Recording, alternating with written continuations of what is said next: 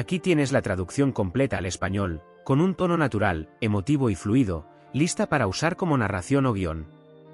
Agosto de 1984, Aeropuerto Internacional de Pittsburgh. Jim Miller, de 72 años, está de pie frente a la puerta de llegadas con las manos ligeramente temblorosas. Su esposa Clara le aprieta el brazo. Detrás, sus 3 hijos ya adultos miran con curiosidad, sin entender por qué su padre insistió en que toda la familia viniera a recibir a un desconocido llegado de Alemania. Entonces aparece Hans Weber. Tiene la misma edad que Jim, el pelo gris, camina con una leve cojera. Por un instante ninguno de los dos se mueve. 40 años se desvanecen en un segundo. Se abrazan en medio del vestíbulo. Clara rompe a llorar. Los viajeros se detienen a mirar a estos dos ancianos que se abrazan como hermanos que sobrevivieron juntos a una guerra, porque, de alguna forma, así fue. Tu inglés mejoró, dice Jim. Tu alemán sigue siendo horrible, responde Hans. Se ríen como los enemigos que, contra todo pronóstico, terminaron siendo amigos. Sarah, la hija menor de Jim, ve llorar a su padre por segunda vez en la vida.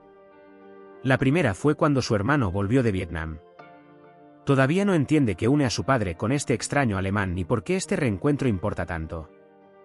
Pero su historia no empezó ahí. Empezó 40 años antes, en un agujero de zorro helado, durante el invierno más crudo que los bosques de las Ardenas habían visto en décadas, en una batalla que pasaría a la historia como el último y desesperado golpe de Hitler. Esta es la historia de cómo un soldado americano y un soldado alemán sobrevivieron a una noche que lo cambió todo. 20 de diciembre de 1944, Bosque de las Ardenas, Bélgica. La batalla de las Ardenas llevaba 4 días en curso. Más de 600.000 hombres luchaban bajo temperaturas bajo cero.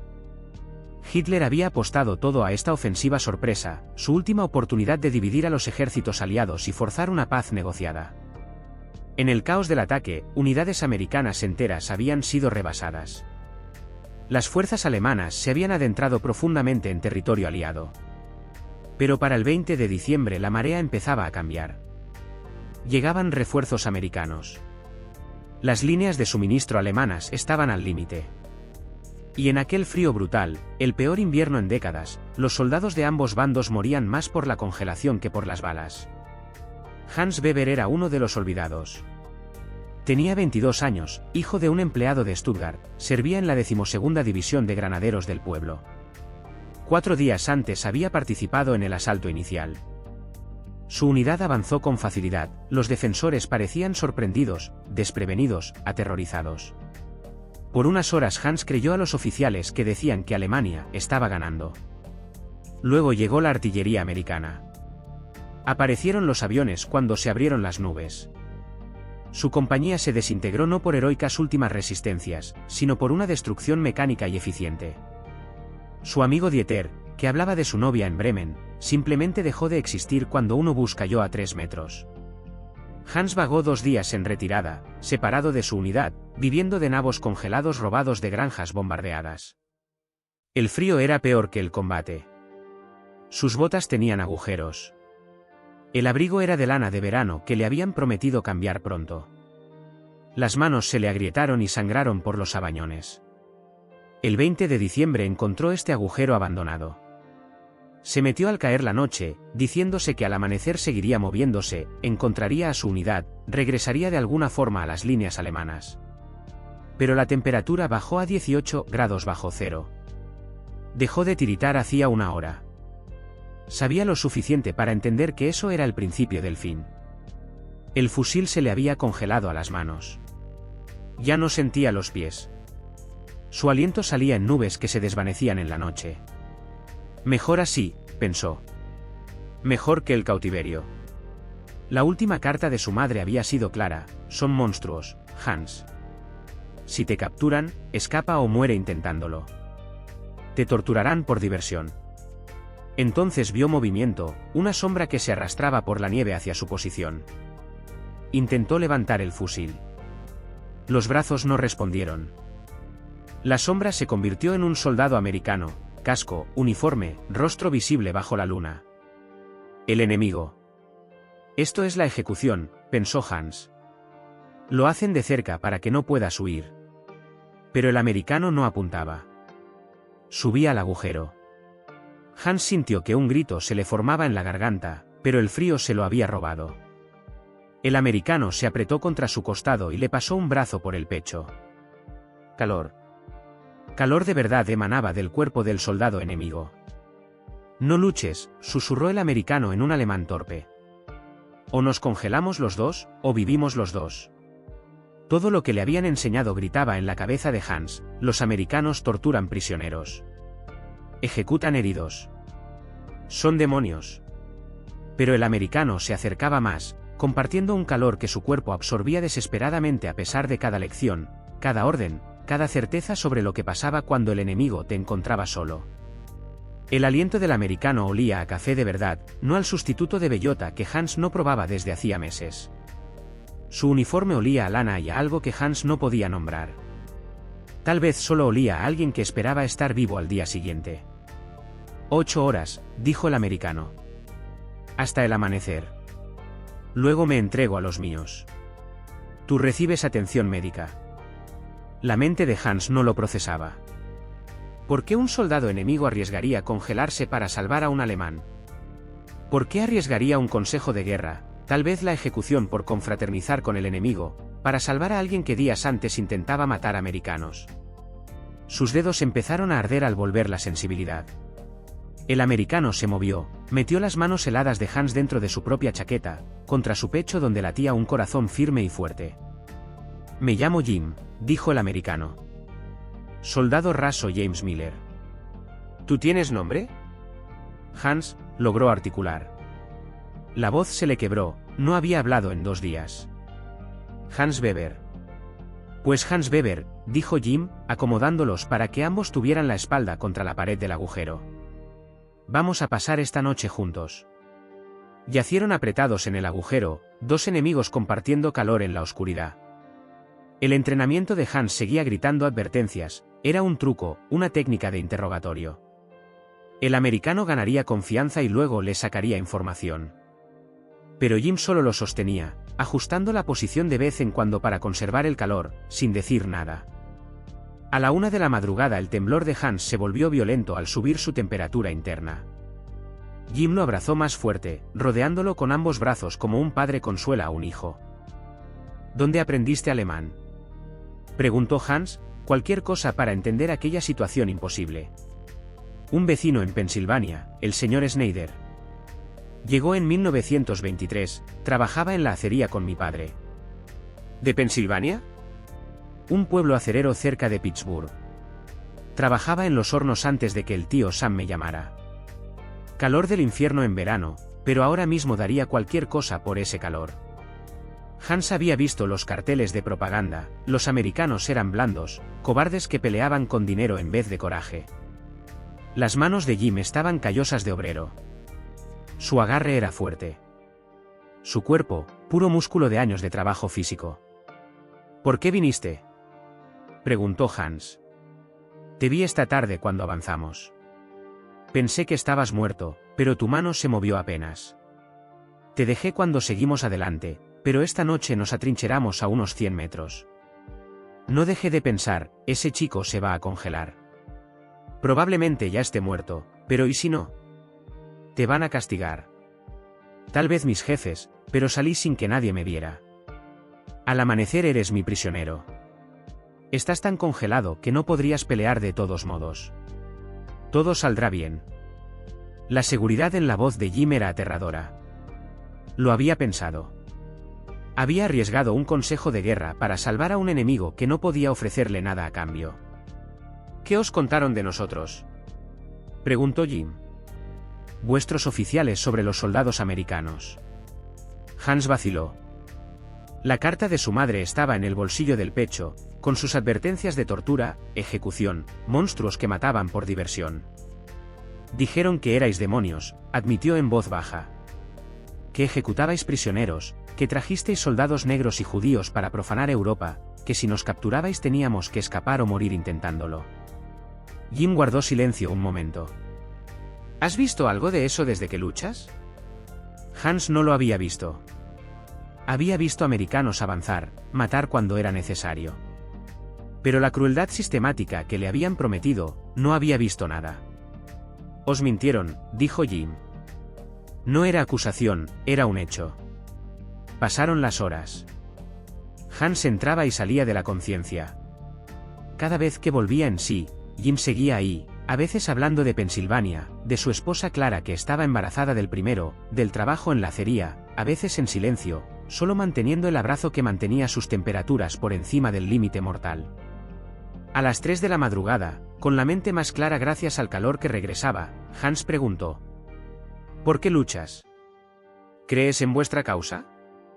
Creo que Hitler es un monstruo, dijo Jim simplemente. Creo que vuestro país empezó esto y que tenemos que pararos. Se movió un poco. Pero tú esta noche no eres Hitler. Eres solo un chico que se está congelando. No es lo mismo. Hans sintió que algo se rompía dentro, alguna certeza que llevaba desde que se puso el uniforme. Todo lo que le habían enseñado se derrumbaba contra el simple hecho del brazo de Jim sobre su pecho, manteniéndolo vivo. En mi cuartel, dijo Hans en voz baja, había un cartel. Mostraba a un americano como monstruo.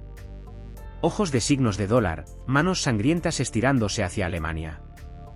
Mi sargento instructor decía que erais salvajes, que exterminasteis a vuestros propios indígenas y que haríais lo mismo con nosotros. Mi padre luchó en la anterior, dijo Jim tras un momento. Volvió distinto. Decía, la guerra no te hace valiente. Solo te muestra quién eras ya. Hizo una pausa. Yo no quería ser el tipo de hombre que deja morir congelado a alguien por un uniforme. Quería morir, susurró Hans en alemán. Antes de que llegaras, lo había aceptado. Habría sido un desperdicio, dijo Jim. Callaron. Hans veía las estrellas a través de los jirones de nubes, indiferentes como siempre al sufrimiento humano. A las 4 de la madrugada Hans empezó a llorar, no de dolor, sino por el derrumbe de todo en lo que había creído. Su país había mentido. La propaganda había sido mentira. El enemigo que le salvaba la vida era real. Jim no comentó nada, solo lo abrazó más fuerte, frotando calor en sus hombros. Tengo esposa, dijo Jim después. Clara está embarazada del primero. Si me pasa algo, sacó una carta del interior de la chaqueta. ¿Se la darías? Si llegas a casa y yo no. Hans miró el sobre. Jim le estaba confiando, a un soldado alemán, técnicamente a un enemigo, sus últimas palabras a su esposa. Sobrevivirás, dijo Hans, repitiendo la certeza anterior de Jim. La guerra está casi acabada. Tal vez. Pero me sentiría mejor sabiendo que alguien tiene esto. Prométemelo, si no lo logro, llévaselo a Clara Miller, Pittsburgh, Pensilvania. Prométemelo. Te lo prometo, dijo Hans en un inglés cuidadoso. Cuando se acercaba el amanecer, Jim le habló más de Clara trabajando en una fábrica de municiones, de la ironía de que su esposa fabricara obuses que podían matar alemanes mientras él salvaba a uno, de la casa que habían ahorrado, de su padre que luchó en el Somme y aún se despertaba gritando 30 años después. Mi padre me dijo algo antes de embarcar, contó Jim. Dijo que la guerra convierte a los hombres en asesinos o en cadáveres. Pero si tienes mucha suerte, te muestra lo que importa. Aprendió eso en un cráter de obús con un sanitario británico que le salvó la vida aunque una hora antes mi padre había matado a 2 de sus amigos. Hans entendió. Aquella no era la primera vez que Jim elegía la humanidad sobre el odio. Era quien siempre había sido, igual que su padre antes que él. Gracias, dijo Hans en uno de los pocos inglés que sabía. De nada, respondió Jim. Ahora asegurémonos de que los dos veamos el amanecer. La luz gris se filtró entre la niebla del amanecer. Jim miró alrededor antes de hablar. Hora de llevarte con un médico. ¿Puedes ponerte de pie? Hans lo intentó. Las piernas eran de madera. Llegó a las rodillas y se derrumbó. Vale, plan B. Jim salió del agujero y extendió los brazos. Hans se agarró a su cuello. Jim lo cargó en hombros como bombero. A través de la niebla, Hans vio otras formas moviéndose, soldados americanos saliendo de sus posiciones. Miller. Gritó un sargento. ¿Dónde demonios estabas? Tomando un prisionero, sargento. Necesita médico. Congelación grave. El sargento se acercó, un hombre curtido de unos 40 con ojos que habían visto demasiado. Miró a Hans, luego a Jim, luego otra vez a Hans. ¿Lo capturaste o lo adoptaste? Las dos cosas, quizá, dijo Jim. La expresión del sargento no se suavizó, pero algo cambió en sus ojos. Tal vez entendía. Tal vez él también había tomado decisiones parecidas. Llévenlo a la posta sanitaria. Y Miller, la próxima vez que salgas de paseo en la oscuridad, avisa a alguien primero. Sí, sargento. El médico trabajó con eficiencia profesional. Hablaba un inglés que Hans no entendía, pero lo hacía con cuidado. Los dedos de los pies pueden estar perdidos, le dijo a Jim. Pero vivirá. ¿Lo encontraste anoche? Algo así. Llevaron a Hans a un hospital de campaña improvisado en un granero requisado. Esperaba celdas, cadenas, salas de interrogatorio. En vez de eso se encontró en una camilla entre soldados heridos, americanos y alemanes mezclados, recibiendo idéntico trato. La escena era surrealista. Un cabo alemán con la pierna destrozada yacía junto a un soldado raso americano con herida en el pecho. Un médico pasaba de uno a otro sin distinguir, controlando signos vitales, cambiando vendajes. Un doctor lo examinó a través de un intérprete, un cabo germano-estadounidense con acento bávaro. Intentaremos salvarte los dedos. Sin promesas. Tuviste suerte de que tu amigo te encontrara. La palabra, amigo, no tenía sentido en ningún idioma. Jim lo visitó esa tarde con café de verdad. Lo ayudó a incorporarse, sostuvo la taza mientras a Hans le temblaban las manos. Tu unidad ya no existe, dijo Jim. Todo el sector colapsó hace 3 días. No estabas desaparecido. Simplemente, te olvidaron. Hans asimiló aquello. El Reich que prometía valorar a cada soldado simplemente había seguido adelante sin él. Era otra baja más escrita en el caos de la retirada. Durante la semana siguiente, mientras los médicos luchaban por salvar sus dedos dañados por la congelación, Hans observó el sistema americano con creciente desconcierto. Los prisioneros alemanes recibían las mismas medicinas que los heridos americanos. La comida era idéntica, mejor de la que había comido en meses. Compartía zona de camillas con un soldado de Wisconsin que le enseñaba frases en inglés. Jugaban a las cartas con una baraja incompleta. El americano hablaba de su granja, de echar de menos a su novia, de volver a tiempo para la siembra de primavera. ¿Tienes novia?, preguntó el de Wisconsin. No, admitió Hans. Hubo alguien, pero la guerra. El americano asintió comprensivo, como si ambos fueran víctimas de la misma circunstancia y no enemigos que una semana antes intentaban matarse. Cuando un oficial alemán protestó por ser tratado junto a soldados negros, el médico americano dijo: «En mi hospital todos sangran rojo. Cállese o lo cedo». Jim lo visitó 2 veces más antes de volver al frente. En la última, volvió a poner la carta en la mano de Hans. «Dásela a Clara si me pasa algo», dijo. «Su dirección está escrita». «¿En serio, Hans? Prometiste». «Cumplo mis promesas», dijo Hans en su inglés ya mejorado. «Pero tú sobrevivirás. Tienes que hacerlo». Jim sonrió. «Haré lo posible. Cuida esos dedos. Y Hans, cuando esto termine, cuando llegues a casa, no dejes que te vuelvan a enseñar a odiar. Ahora eres mejor que eso».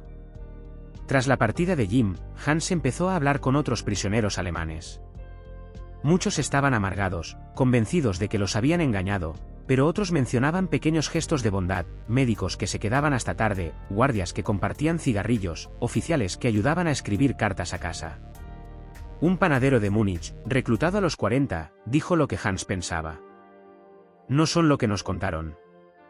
Todo eran mentiras».